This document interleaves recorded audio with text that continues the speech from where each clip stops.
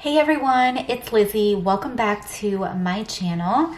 If this is your first time joining, thank you guys so much for being here. We are sharing our first paycheck breakdown for February and I'm excited. So if you like budget related videos, planners, all of that, then I hope you stick around.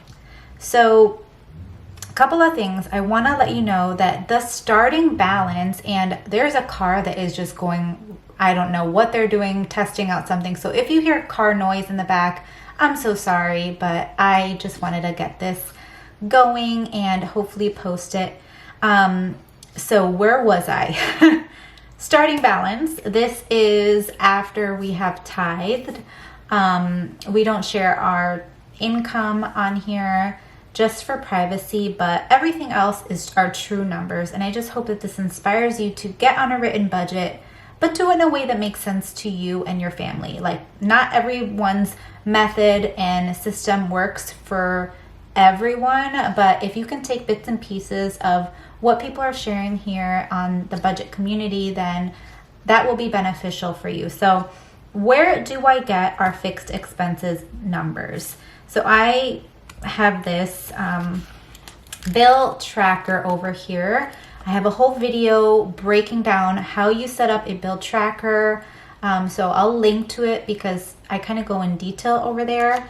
But what I do is I'll just mark off the paydays up at the top and then I break it down and I'll calculate it that way. So that's where I got these numbers. And guys, there are just so many things that are changing this month. It's a little stressful, but let me actually zoom you guys in a bit so you can see a little bit closer. Okay, so as you can see, the fixed expenses, our rent that we break down each and every pay is always $375 because our monthly rent is $1,500. We are in the process of moving. So we did find another rental, same pricing as the rent that we have currently, but because we're in that kind of transitional period, we still have to finish paying rent in February. Well, for March, it's kind of confusing. It's hard to explain, but you know, you still have that rollover and that time period until your lease is over. So we're running into that. So we are going to be paying kind of double rent per se for February into March. So you're going to see this number increase along with internet. It's a whole thing, but we're planning, and this is why we budget, because you're able to kind of set yourself up for success for these things that you are aware that is going to take place. So guys, we've used savings, it's just been kind of not a roller coaster because we have the finances set for this, but you don't want to spend the money, you know, you don't want to spend the money on moving and different things. And I honestly didn't expect us to move so soon, so suddenly like this. It's been a process. So pray for me. I will welcome all of your prayers and well wishes and just the encouragement because it's been a lot. So $617 is what we will be setting aside for rent. And this is for 2 different places, you guys. Crazy. We have our iTunes storage that for the iCloud and all of that, Spotify, ID theft, which is our identity protection. And you guys, I highly recommend, if you don't have some sort of protection for your identity, look into it. It's very affordable, and there's been a lot of hacking and just different things that I've been seeing being talked about. But thankfully, like, we are at ease. Like, we got something from T-Mobile that social security numbers were compromised because T-Mobile something had malware, and people's social security numbers and private information were compromised. And unfortunately, my husband, he was involved with that because we had T-Mobile. So, but we feel at ease because we have this identity protection that we pay for, and it's so worth it, you guys. They'll take care of everything. So we're hoping and we're monitoring everything, but we have this monitoring set up already. So if anybody ever tries to, you know, steal from us, we can contact this company. It's through Xander Insurance, and they will take care of it. So I will definitely suggest, if you don't have it, I know it's an added cost to your budget, but for me, I think it is so worth it, because there's hackers out there, guys, and there's people that are just wanting to commit crime and steal from others, and it's very unfortunate, but this is the world that we live in. So that's just food for thought for you guys. So we pay that, and we have our car insurance. This all, I've gotten multiple questions and comments. This is my paycheck budget. It's not for the month. So when you see these numbers, it's only for a week period of time.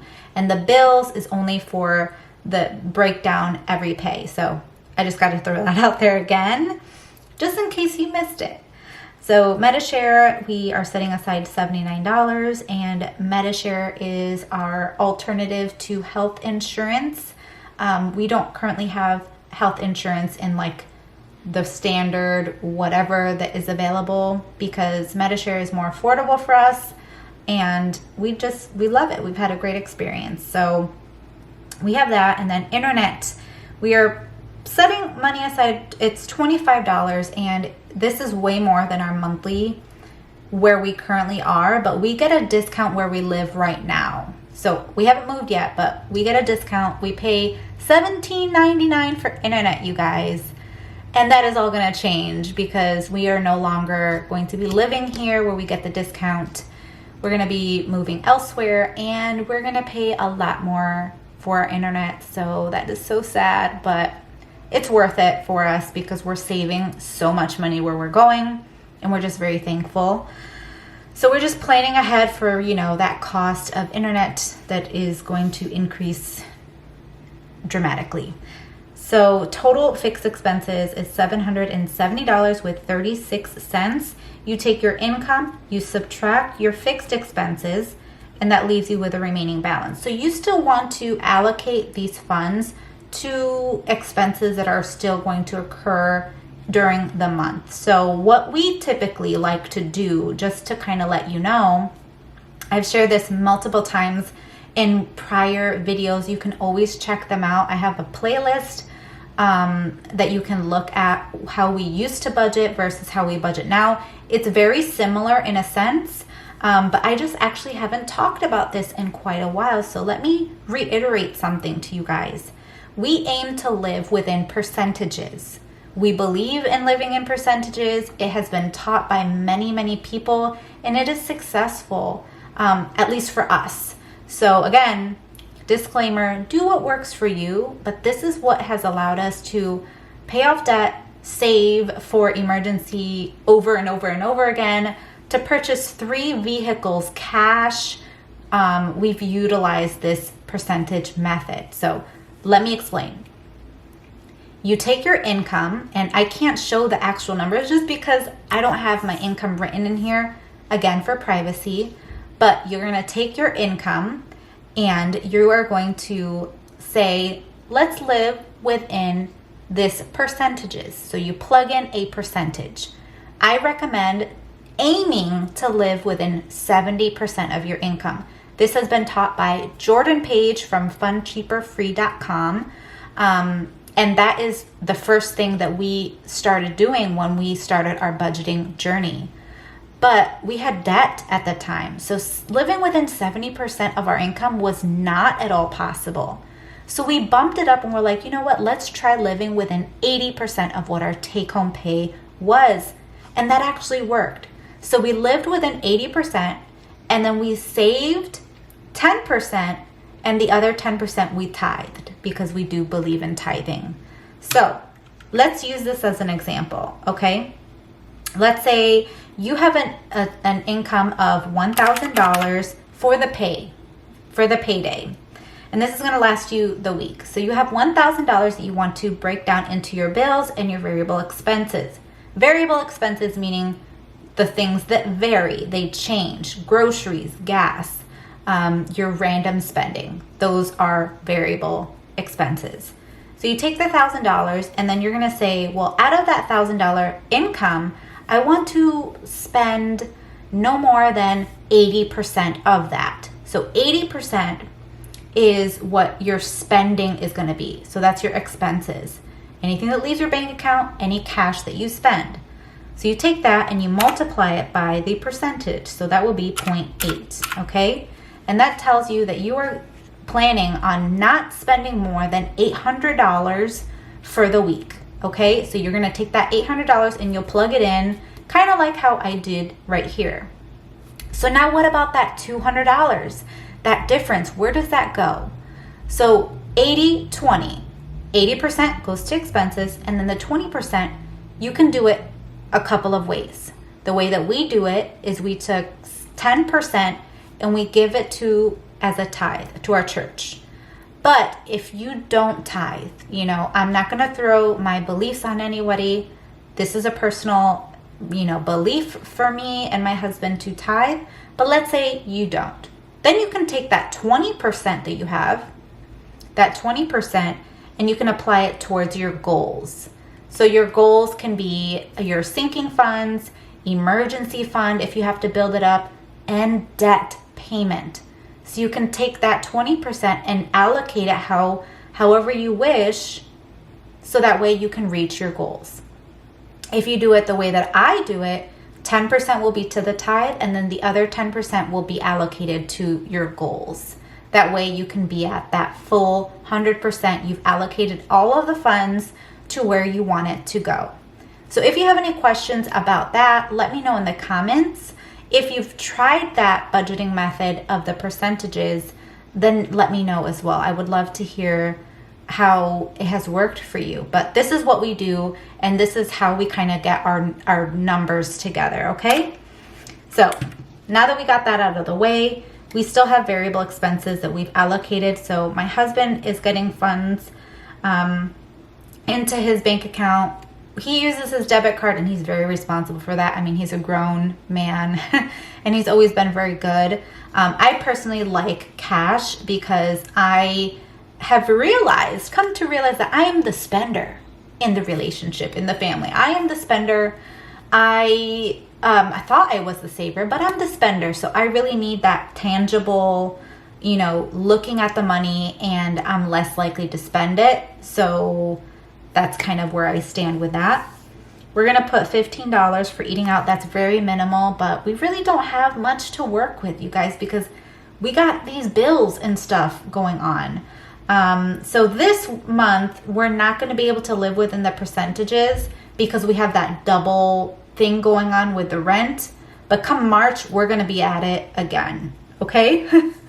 So gas, we're going to put $30 for that. That's been okay for us. We should probably bump it up, but I work pretty close to where I live, so the traveling isn't that big of a deal, and I really don't use up that much gas to begin with. Groceries, we're going to set aside $50 for that. And then we have a buffer. The buffer is just money that's going to be kept in our bank account just for things that kind of, you know, you don't plan for. And especially since we got these unexpected bills, you know, when you set up things for registering in a new place, it can be expensive, you guys. It can be so expensive. All right, so variable expenses total $146.77, and this leaves $22 left to kind of budget out for. And that $22, the majority of that, you guys, came from you all. And I'm just so thankful for you guys. I had mentioned this in, I think, a prior video, that I have a buy me a coffee link, or tipping, I guess is what the link is.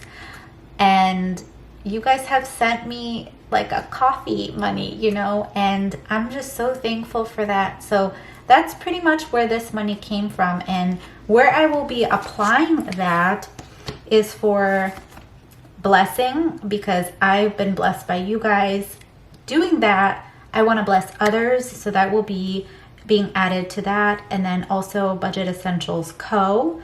That's where I'm going to be putting funds, beauty, and then our birthdays. Just a few dollars for that.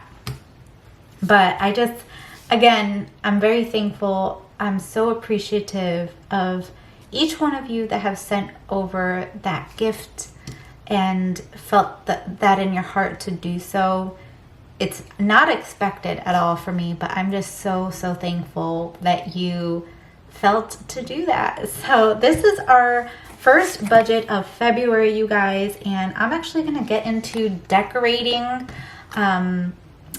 because I need to decorate the upcoming week. I love doing that. And I'm trying to set myself up for success with the budget because we're moving, and I don't want to feel overwhelmed with having to set all of this up. So I'm trying to get ahead. Don't know if there will be a cash stuffing video for you guys, but I hope that this just inspires you. If you're just getting new to budgeting, I hope that this helps of how I personally set up our paycheck budget, you guys. So again, if you have any questions, let me know in the comments. I hope you guys have a wonderful weekend and week, and I will see you guys right here in a brand new video. Bye guys.